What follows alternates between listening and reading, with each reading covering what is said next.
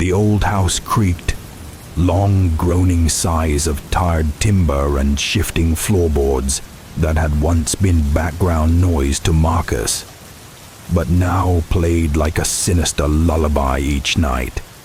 He lay in bed, cocooned beneath a blanket pulled tight to his chin, the blue glow of his phone screen illuminating his pale, sleepless face.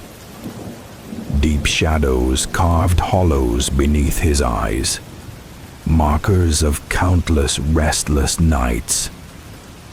It had begun as a feeling, a flicker in the periphery, a rustle in the quiet, the subtle sense of being watched. Marcus had dismissed it at first, chalking it up to anxiety, work stress, or the wear and tear of modern life. But the sensation grew with each passing night, and so did the unease. The air in his bedroom felt thick, oppressive, like a fog that clung to the walls. As soon as the lights went out, a familiar dread coiled in his gut. Slow and cold. Something was out there. Something just beyond the dark. He would scroll endlessly on his phone to chase the fear away, a pitiful attempt to keep the shadows at bay. But it never worked. The fear waited, patient and hungry, just behind the veil of the dark. Then one night, it showed itself. Marcus had been drifting, suspended in the space between sleep and awareness, when the jolt came, snapping him back into full consciousness. His eyes flew open, and he saw it. Not in the room, but etched onto the canvas of his mind. A face or a mask. It was hard to tell which. Its mouth stretched unnaturally wide in a frozen grin, rows upon rows of jagged predatory teeth lining its lips. Empty sockets where eyes should have been. But still, it stared at him. He felt it. The image pulsed with a faint blue light, as if glowing from within. Malice radiated from it, raw, undiluted hatred. Marcus tried to scream, but only a strangled croak emerged.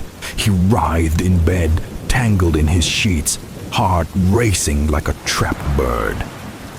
The vision disappeared after only a moment, but it stayed with him, branded onto his brain. From that night on, sleep became the enemy.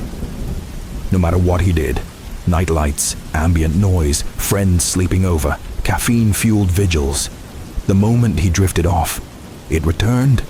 The grinning face, always there, watching, waiting, sometimes closer, sometimes further, but always present. Soon he began to see it while awake, in reflective surfaces, in the random swirls on his ceiling, in the folds of his curtains. It bled into his world, little by little. He couldn't trust his eyes anymore, or his mind. Sleep deprivation took its toll. Marcus wandered through his apartment in a fugue, his thoughts fragmented and jittery. His body trembled, worn thin by terror. Every creak, every shift in the shadows sent waves of panic through him. The fear was no longer internal. It had become part of the air around him. One evening, he found himself staring into his bathroom mirror. The figure staring back was barely recognizable. Sunken cheeks, bloodshot eyes, stubble shadowing hollow skin. But it was still him. Until it wasn't. His reflection blurred, twisted, his face warped and stretched. And then that grin appeared, wide, jagged, hollow-eyed. The same face, the same thing. Its smile widened, the teeth lengthening. And then it laughed, a low rumbling sound that came not from his mouth, but from somewhere deep in the mirror. Marcus stumbled backward, horror clawing through his chest. He fell hard, scrambling away across the cold tile. This wasn't a dream, not a hallucination. It was real. It had crossed over, and it was in his home. His breath came in sharp gasps as he turned to the hallway beyond the bathroom, where darkness stretched like a curtain across the rest of the apartment. The dim light flickered. Something moved. There, in the living room, a silhouette. Tall, unnaturally thin, a shape darker than the darkness around it. Its presence suffocated the room, and where the face should have been was the grin. That same cruel grin, teeth glowing faintly like dying embers.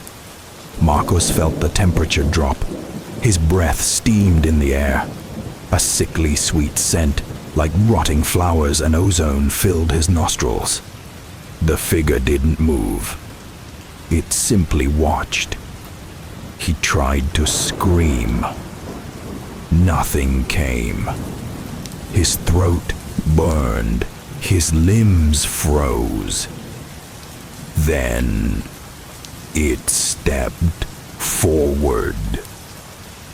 The movement made no sound, like a shadow slipping across the floor.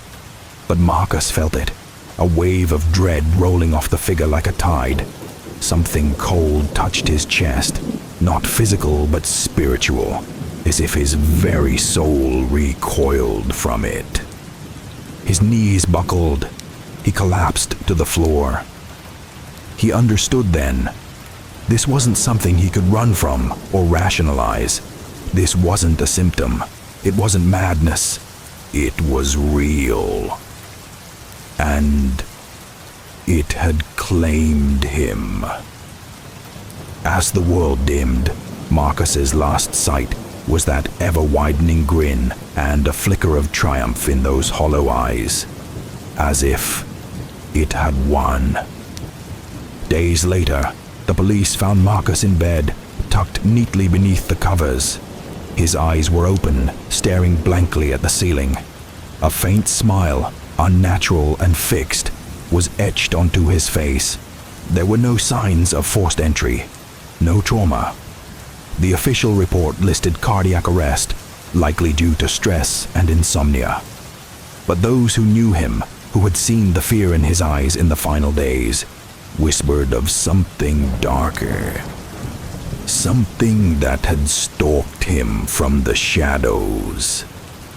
And late at night, in quiet corners of the city, a faint chuckle can sometimes be heard, low and distant, but unmistakably close. They say the grinning darkness still waits, always watching, always hungry. And sometimes, just sometimes, it takes a piece of its victim with it.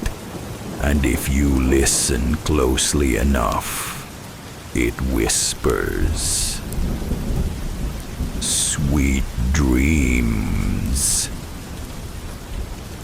if you can."